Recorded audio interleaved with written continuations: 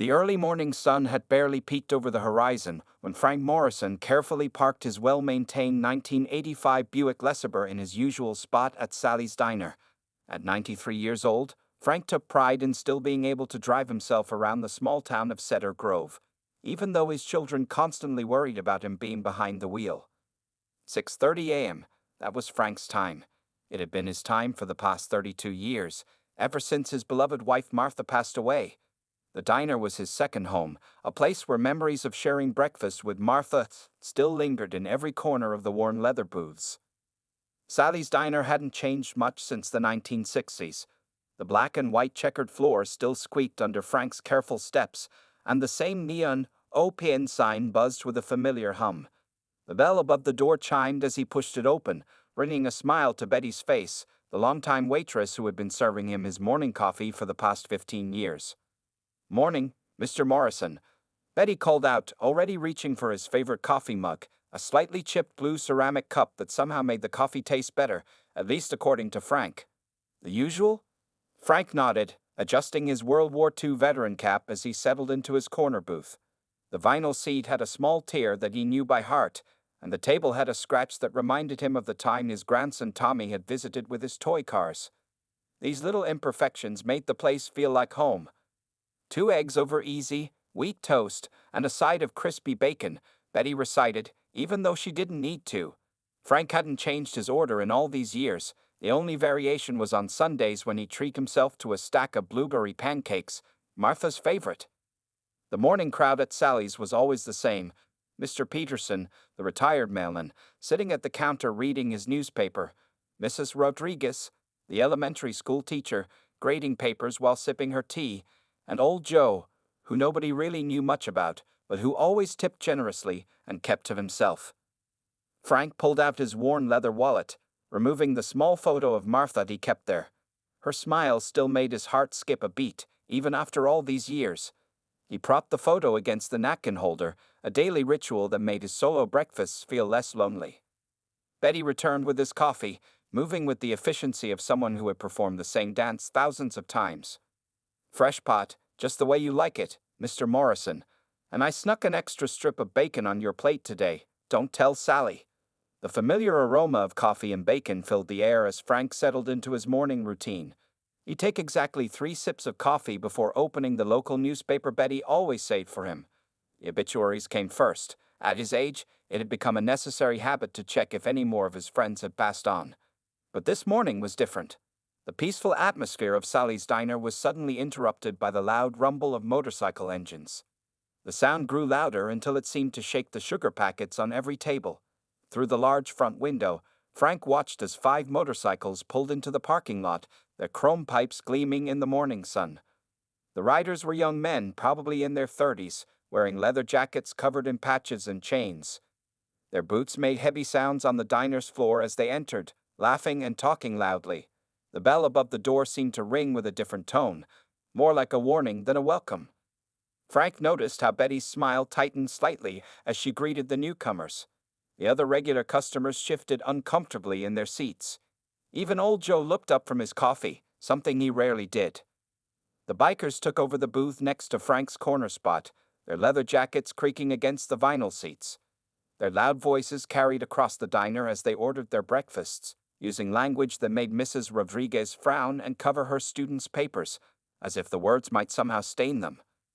Frank sipped his coffee quietly, trying to focus on his newspaper, but he couldn't help noticing how different the diner felt now. The peaceful sanctuary of his morning ritual had been disrupted, and somehow he knew things wouldn't be the same anymore. Looking at Martha's photo, Frank sighed softly. "Things are changing, my dear," he whispered to himself, "and I'm not sure I like it one bit." Little did he know, this was just the beginning of a series of events that would completely transform his quiet mornings at Sally's Diner. For the next 2 weeks, Frank Morrison watched helplessly as his beloved Sally's Diner transformed. The motorcycle group, who called themselves the Night Ravens, had made the diner their new morning hangout spot. Each day, they arrived earlier, their bikes getting louder, their presence more intimidating. Frank sat in his corner booth, trying to maintain his dignity while the bikers' laughter and crude jokes echoed through the once peaceful diner. You noticed how they'd stare at his World War II veteran cap whenever he walked past, their eyes following him with a mix of amusement and contempt.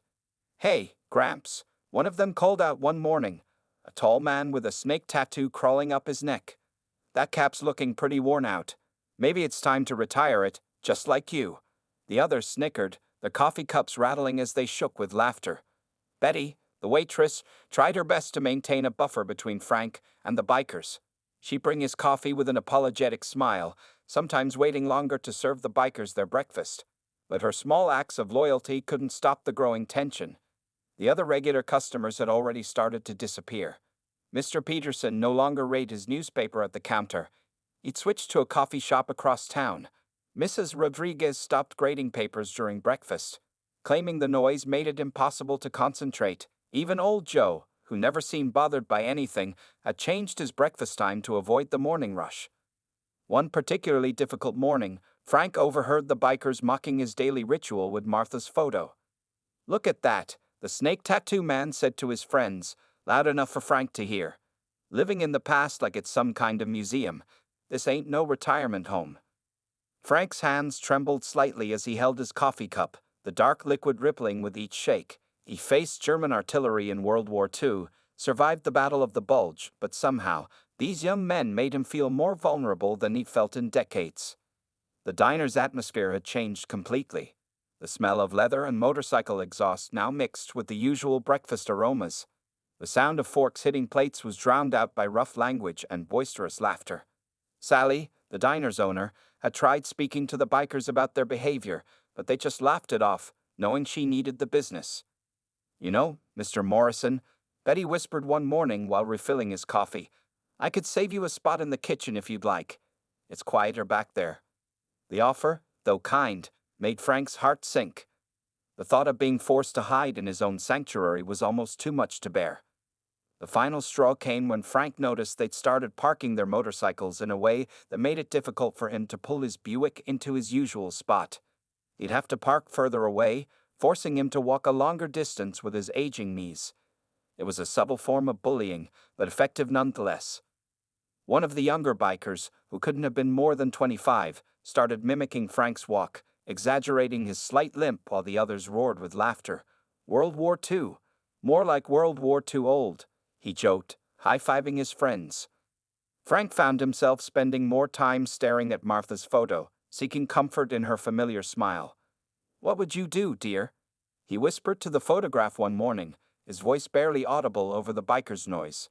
The photo, as always, just smiled back at him, but today it seemed to hold a hint of determination in those eyes he knew so well. Betty watched with growing concern as Frank grew quieter each day. The proud veteran who used to share stories about his service, who always had a kind word for everyone, was slowly withdrawing into himself. His shoulders seemed to slump a little more each morning, his usual warm smile becoming rare. The situation reached a breaking point when Frank overheard the bikers planning to start coming even earlier, specifically to claim their territory. They laughed about how they'd finally get Grandpa to find a new breakfast spot. That evening, as Frank sat alone in his small house, looking at old photographs of his time in service, something changed in his eyes. The scared, uncertain look was replaced by a familiar determination, the same look he'd had in those wartime photos. He reached for his phone, his hand steady for the first time in days. Frank Morrison might have been 93 years old, but he wasn't done fighting yet. The Night Ravens were about to learn that they'd picked the wrong veteran to bully. On a chilly Tuesday morning, Frank Morrison pushed open the door of Sally's diner with a heavy heart. The familiar bell chimed above him, but its cheerful ring was immediately drowned out by the loud laughter of the Night Ravens. They had arrived even earlier today, occupying not just their usual booth, but spreading across several tables. Frank noticed something different about their arrangement today. They had purposefully left his regular corner booth empty, but had surrounded it with their jackets, helmets, and half-empty coffee cups. It was like a trap waiting to be sprung. "Look who's here," called out Snake Tattoo, the unofficial leader of the group. Right on schedule, like some kind of walking, talking antique clock. The other bikers snickered, some making exaggerated ticking sounds as Frank walked past. Betty hurried over with his coffee cup, her face tight with worry. "Maybe try the counter today, Mr. Morrison," she suggested quietly, but Frank straightened his back, adjusted his veteran cap, and walked directly to his usual booth. He wouldn't let them chase him away from Martha's spot.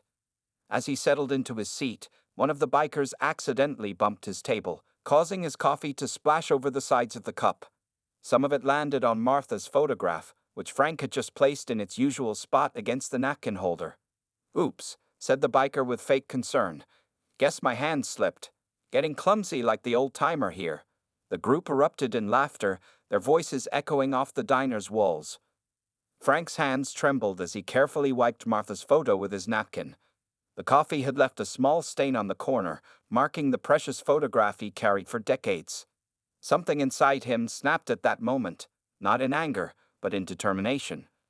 The old veteran slowly stood up, his movement causing the bikers to quiet down slightly, curious about what the old man might do.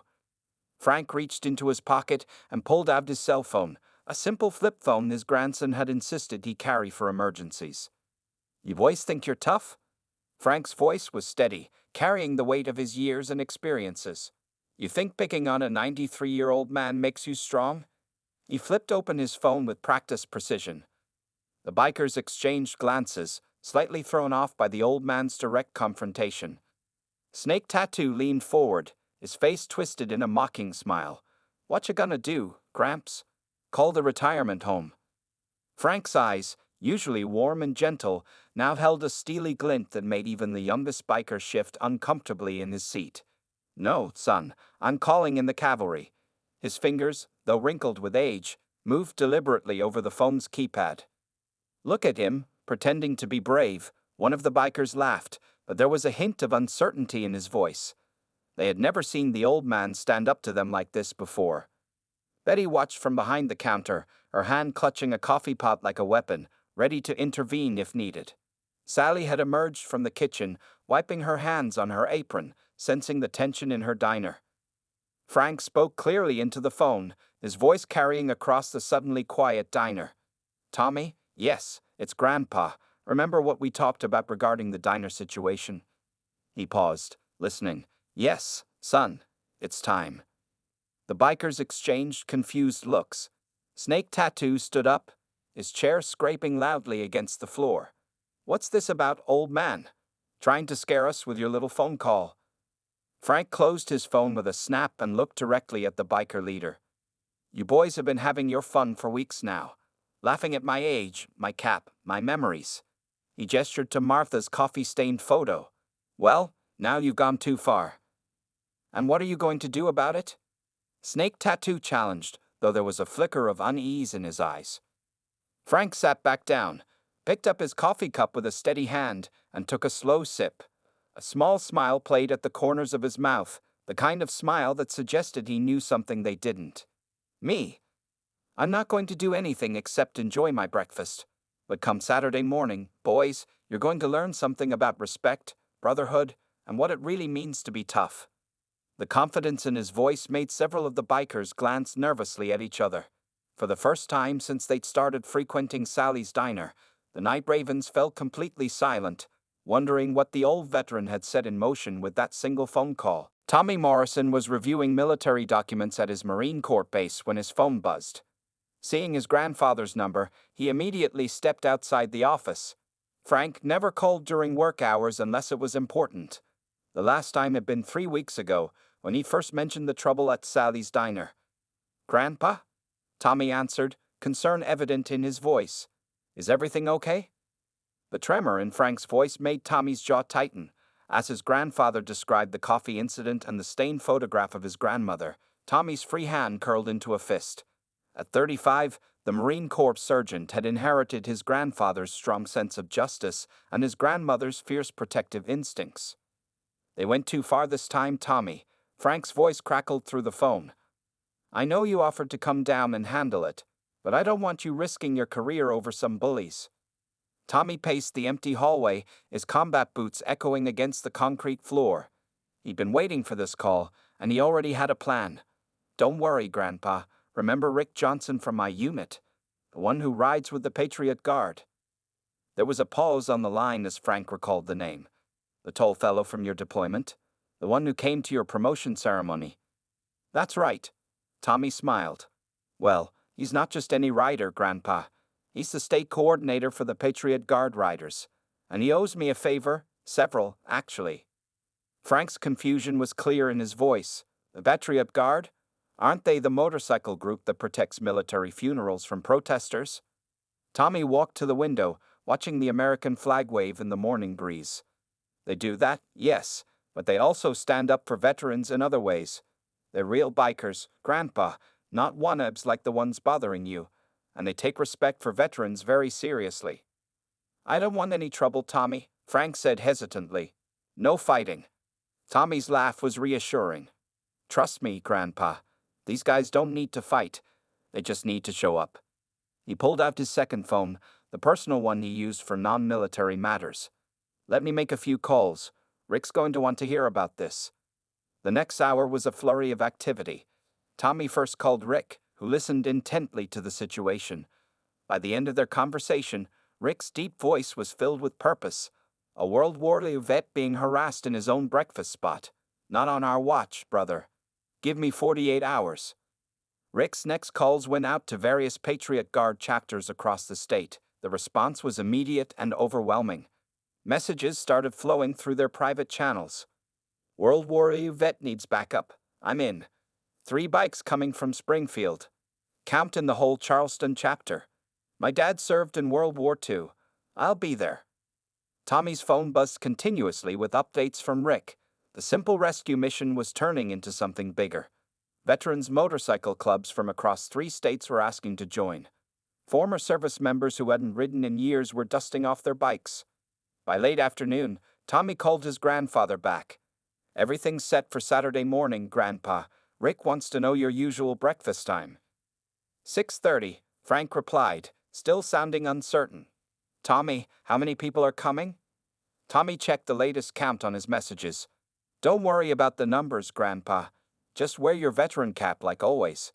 And maybe ask Betty to make some extra coffee. That evening, Frank sat in his favorite armchair, looking at old photo albums.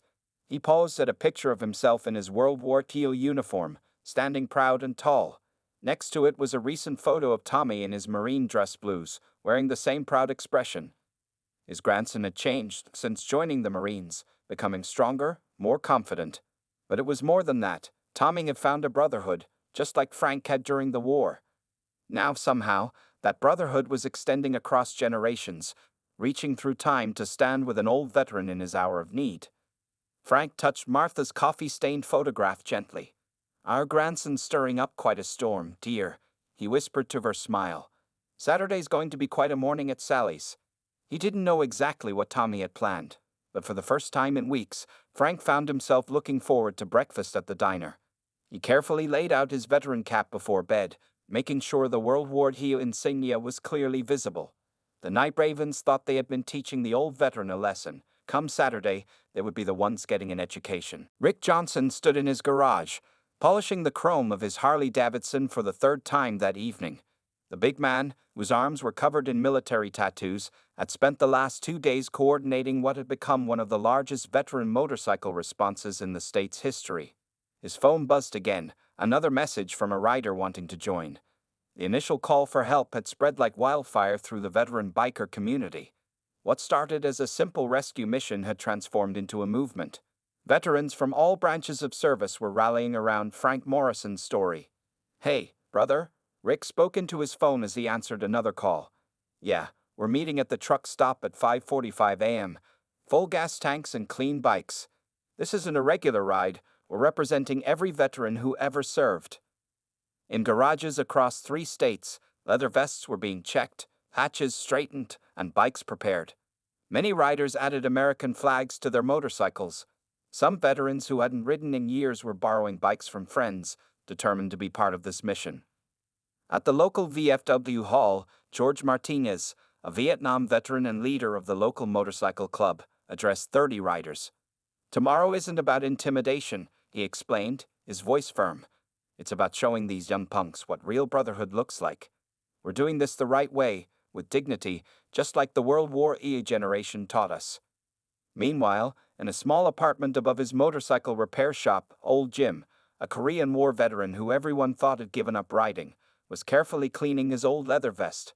The patches from his service years were faded but still visible. "Never thought I'd wear this again," he mumbled to himself, "but some things are worth dusting off the cobwebs for." Sarah Thompson, one of the few female veterans in the Patriot Guard, spent the evening organizing the parking plan. "We'll need to leave room for regular customers," she explained to Rick over the phone. "We're making a point, not taking over the whole town." The response had grown beyond just motorcycle clubs. Veterans without bikes were planning to drive their cars to the diner. Tommy had received calls from members of his old unit, asking if they could attend in uniform. Even the local news had caught wind of something big happening, though no one had shared the full story. Rick's final coordination meeting was held in his garage at midnight. 20 Corps riders gathered around a makeshift map of the diner and surrounding streets. "Remember," he emphasized, "we're not there to start trouble. We're there to end it. Professional and respectful at all times. We're showing these boys what real bikers look like." The plan was simple but powerful. Riders would arrive in small groups, starting an hour before Frank's usual breakfast time. They would quietly fill the parking lot and surrounding streets. Veterans would enter the diner a few at a time, ordering coffee and breakfast like regular customers. "The key," Rick explained, "is that we're already there when Frank arrives, and more importantly, when the troublemakers show up." He pointed to different areas on the map, assigning positions to various groups. Throughout the night, headlights could be seen moving along the highways leading to Cedar Grove. Bikes were being transported on trailers, veterans were driving in from neighboring states, and support vehicles were setting up at designated staging areas.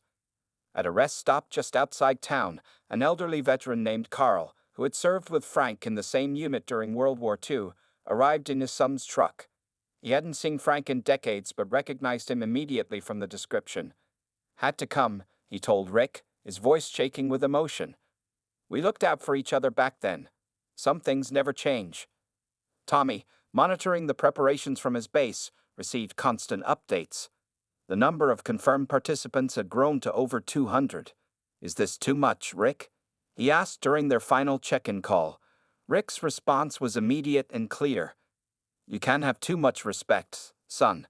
Every veteran in 3 states wants to remind these young punks what it means to honor those who served. Tomorrow, they'll learn that when you disrespect one veteran, you disrespect us all." As midnight passed, the quiet town of Cedar Grove had no idea what was coming. But in homes, garages, and rest stops all around, veterans were preparing for morning. Their bikes were ready, their vests were on, and their mission was clear: show a 93-year-old World War II veteran that he wasn't alone, and never would be. Saturday morning was about to become a lesson in respect that the Night Ravens would never forget. At 5:30 a.m., Sally's diner was unusually busy. Betty had arrived early to find a group of veterans already waiting outside. They were quiet and orderly, each wearing leather vests covered in military patches. The rumble of motorcycles in the distance grew steadily louder as more riders approached the small town.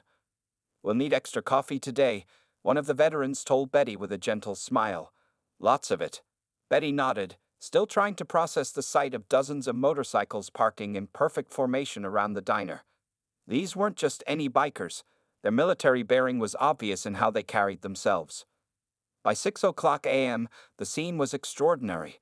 Over 100 motorcycles lined the parking lot and nearby streets, each flying American flags. Veterans of all ages filled the diner, some wearing their old service caps, others in leather vests displaying their military units. They spoke quietly among themselves, many sharing stories of their own service years. Rick Johnson stood near the door, checking his watch regularly. "Frank usually arrives at 6:30, he reminded everyone. "Remember, business as usual. We're just here for breakfast." The veterans nodded, understanding the plan. They had spread themselves throughout the diner, leaving Frank's usual corner booth conspicuously empty. At 6:15 a.m., a familiar group of motorcycles approached, the Night Ravens. They stopped at the entrance to the parking lot, clearly shocked by the scene before them. Where they usually found an empty lot, now there was a sea of bikes and veterans. Snake Tattoo, their leader, cut his engine and stared in disbelief. Inside the diner, Betty could hardly keep up with the coffee orders, but she noticed something remarkable. Every veteran who came in was polite, patient, and left generous tips. The atmosphere was charged with quiet energy, like the calm before a storm. Old Jim, wearing his Korean War veteran vest, sat at the counter, his coffee untouched as he watched the door. Sarah Thompson and her group of female veterans occupied a booth near the window, their military patches representing conflicts from Vietnam to Afghanistan. Carl, Frank's old World War II companion, sat nervously adjusting his service medal. At exactly 6:30 a.m., Frank Morrison's Buick pulled into the parking lot. He didn't immediately notice anything different, focused as he was on his daily routine. But as he stepped out of his car, the sound of 100 veterans standing up inside the diner made him pause. Frank opened the diner's door, and the familiar bell chimed. Then he stopped, his eyes widening at the scene before him. The diner was filled with veterans, all standing at attention. Every one of them faced him, offering silent salutes.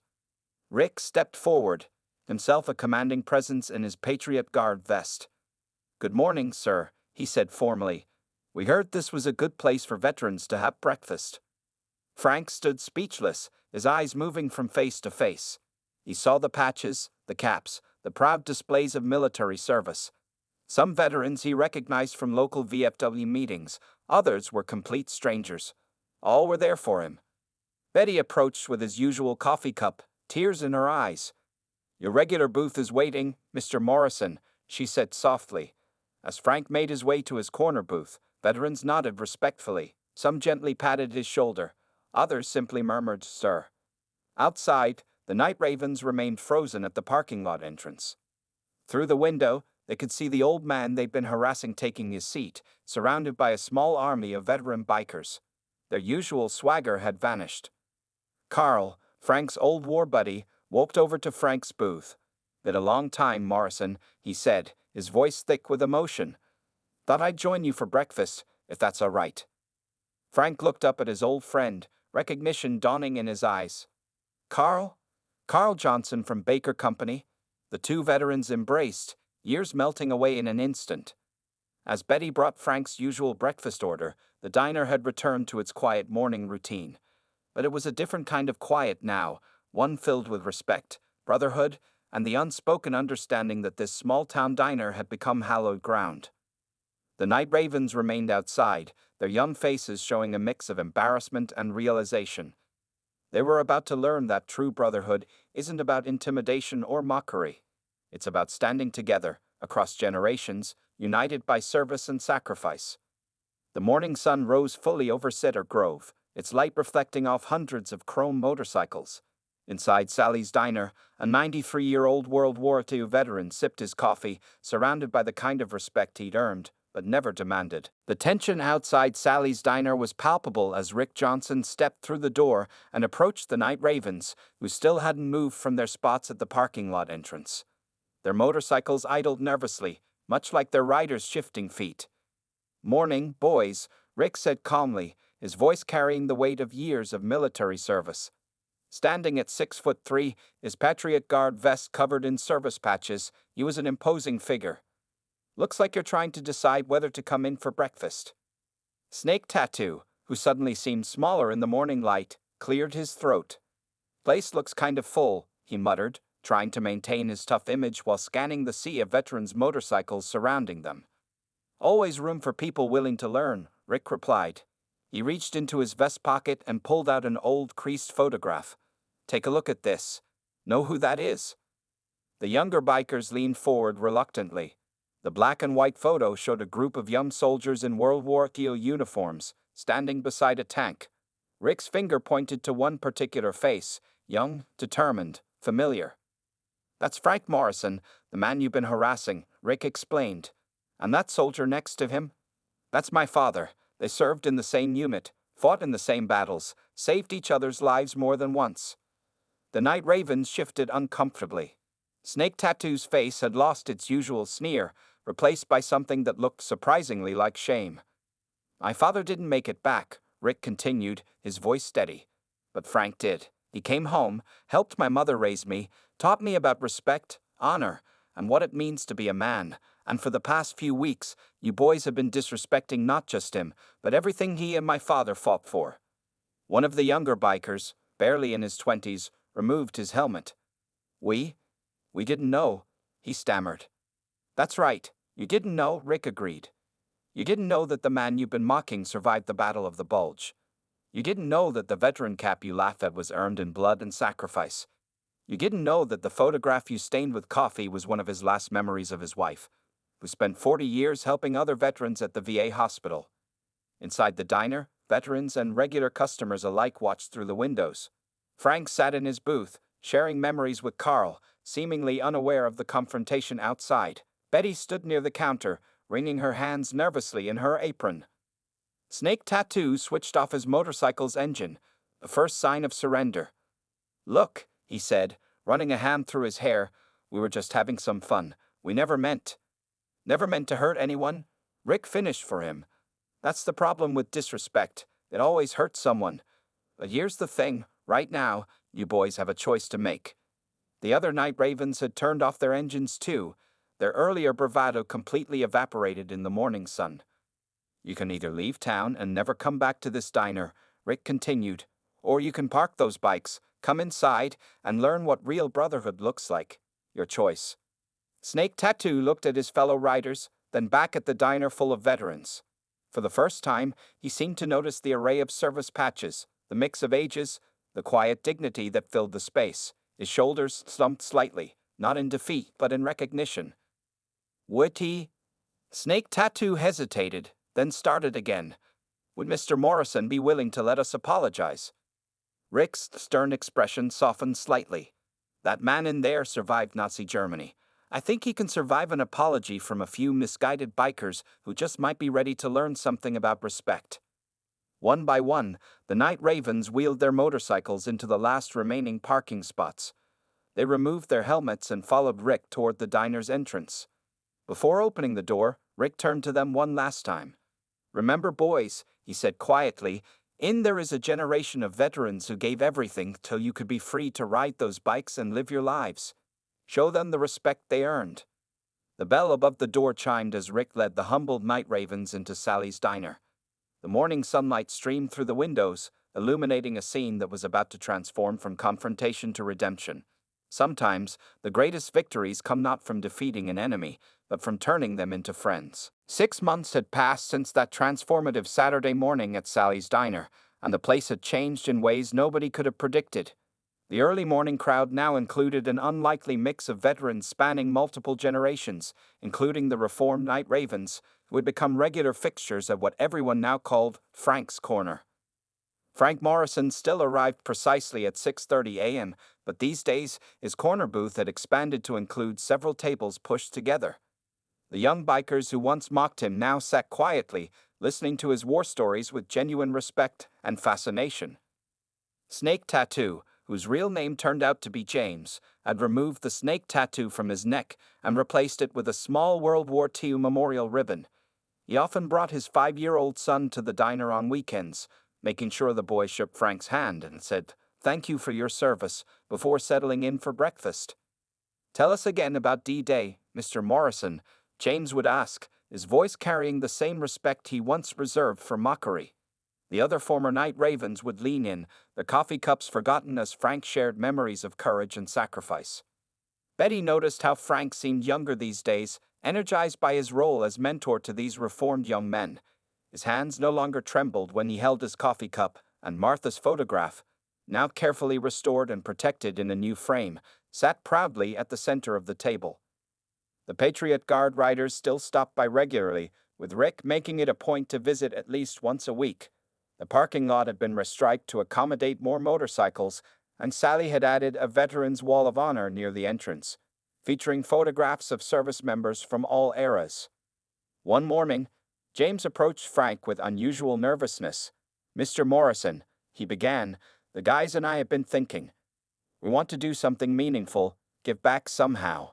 He explained that the Night Ravens had voted to transform their motorcycle club into a veteran support group, focusing on helping elderly veterans with home repairs and transportation to medical appointments. Frank's eyes moistened as James unveiled their new club patch, a raven's wing merged with an American flag, with the words "Morrison's Guards" emblazoned beneath it. "We'd be honored if you'd be our honorary president," James added softly. The diner had become more than just a breakfast spot. It was now a place where young riders learned about sacrifice from Korean War veterans, where Vietnam vets found healing in sharing their stories with a new generation, and where active duty service members could connect with their predecessors. Old Joe, the mysterious regular customer, finally revealed that he too was a veteran, a former Navy SEAL who had kept to himself for years. Now he was teaching younger veterans about dealing with PTSD and transitioning to civilian life, right there in the diner's corner booth. Tommy visited whenever he could, proud of how his phone call had sparked such profound change. He often found his grandfather surrounded by leather-clad bikers, all listening intently as Frank shared wisdom earned over 9 decades of life. The coffee-stained photograph incident had become something of a legend. Betty had framed the original stained photo alongside a new, restored copy, a reminder of how disrespect had transformed into brotherhood. Below it, she hung a simple sign: "Respect is earned, brotherhood is learned." On Frank's 94th birthday, the diner was packed with veterans and bikers from 3 states. James led the Night Ravens, now Morrison's Guards, in a formal ceremony presenting Frank with his own leather vest, complete with World War II service patches and a special Founding Father rocker. "You taught us what real strength looks like," James said during the ceremony, his voice thick with emotion. "It's not about intimidation or being tough. It's about standing up for what's right and helping others stand too." Frank looked around the diner, at Betty wiping happy tears, at Sally beaming with pride, at the mixture of young and old veterans sharing stories and laughter. He thought of Martha and how she would have loved seeing this transformation.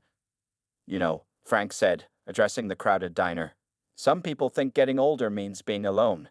But thanks to all of you, I found a new family, and this family rides motorcycles." The laughter and applause that filled Sally's diner that morning was about more than just Frank's joke. It was a celebration of how respect, understanding, and brotherhood could bridge any gap, even one between a 94-year-old World War II veteran and a group of once misguided young bikers who had learned what true strength really means.